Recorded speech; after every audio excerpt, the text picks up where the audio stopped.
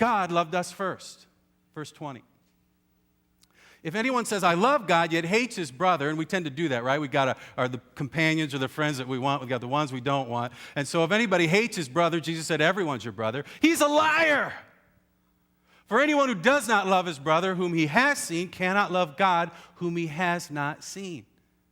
And he has given us this command: whoever loves God, self-sacrificial, loves God, agape love, must also, self-sacrificial, love his brother.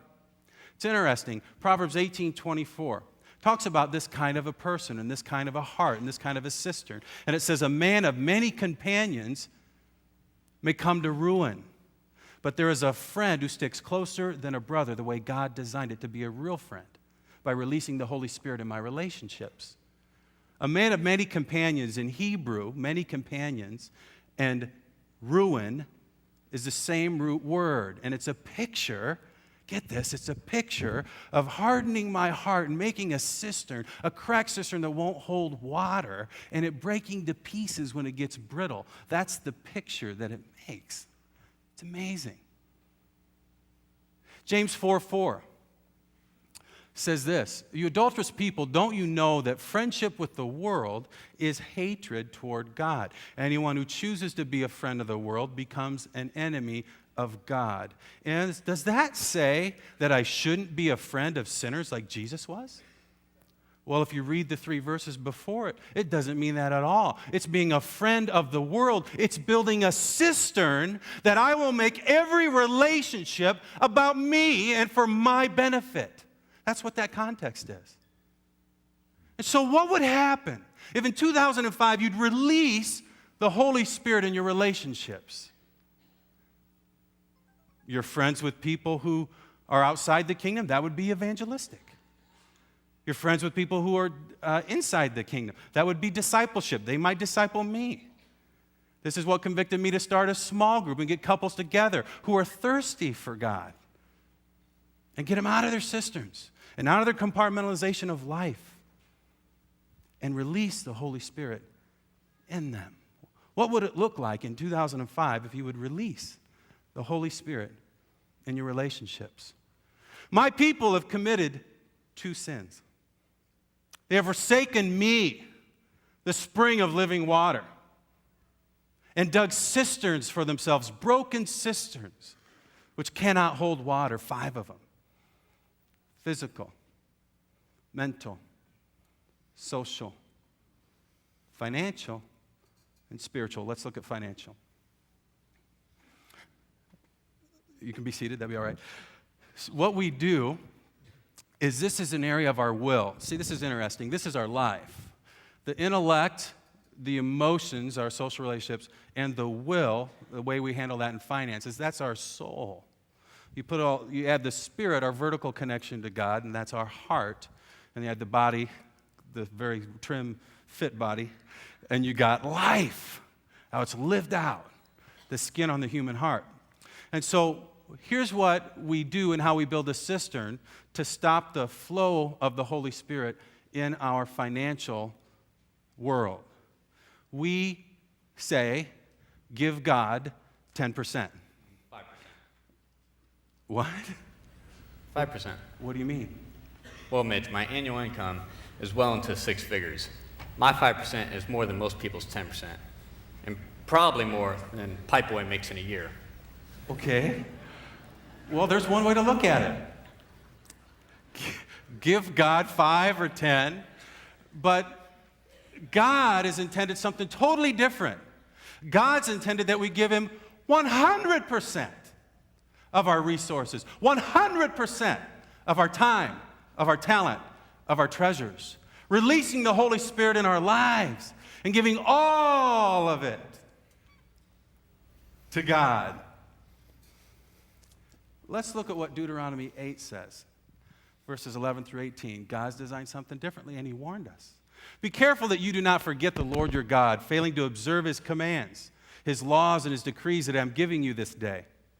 Otherwise, when you eat and are satisfied, when you build fine houses and settle down, and when your herds and flocks grow large, and your silver and gold increase, and all you have is multiplied, then your heart will become proud, and you will forget the Lord your God, because your heart became proud and you created a cistern.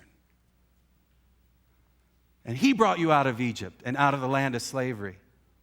He led you through the vast and dreadful desert, that thirsty and waterless land with its venomous snakes and scorpions. He brought you water out of hard rock. And he did bring physical water. He was the source. Paul writes in 1 Corinthians 10:4 that Jesus was the spiritual rock with the spiritual water in the desert. He gave you manna to eat in the desert, something your fathers had never known, to humble and to test you, so that in the end it might go well with you. You may say to yourself, my power and the strength of my hands have produced this wealth for me. I've said it. But remember the Lord your God, for it is he who gives you the ability to produce wealth, and so confirms his covenant, which he swore to your forefathers as it is today. When I made a lot of money and I was building a cistern and I had my own goals, I said, look what I did. When I lost a lot of money, I said, look what I did. I changed.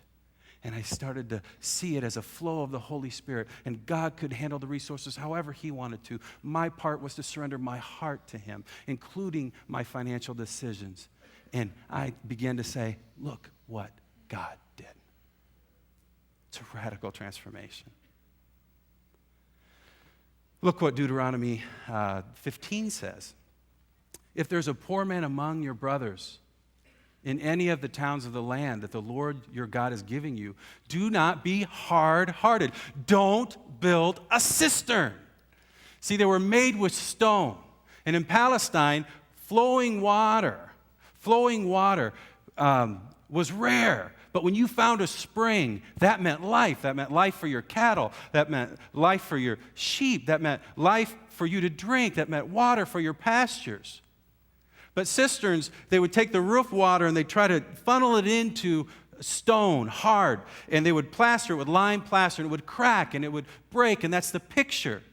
And there's this picture all throughout the Bible that we harden our heart when we compartmentalize our lives, just like this. Do not be hard-hearted or tight-fisted towards your poor brother. Look what it says. Rather be open-handed and freely lend him whatever he needs, because your source and my source is a spring of living water. It's the Holy Spirit, and he will never go dry. My people have committed 2 sins. They have forsaken me. They have forsaken me, the spring of living water, and they built 5 cisterns that don't hold water, physical, mental, social, financial. What would it look like? What would it look like in your life if you would release the Holy Spirit in your finances? If you honored God with your car, if you honored God with your house, maybe you know how you act in your car and who you invite in it and what you say and how you listen. Same thing in your home. Maybe you need to open your home to a small group. What would it look like if you honored God with 100% of your time, talent, and treasures? Well, finally, we built a spiritual cistern. A spiritual cistern. We've compartmentalized God. And you might say, well, how do we do that? Actually, this one's the easiest one of all, because we limit God in this cistern to a building, to an hour a week, to a quiet time, to an ABF, to a Bible study, to a small group. And we kind of take control back of the other 167 hours of the week. And man has been doing it with legalistic religion since the first sin. And God did not intend it to be that way.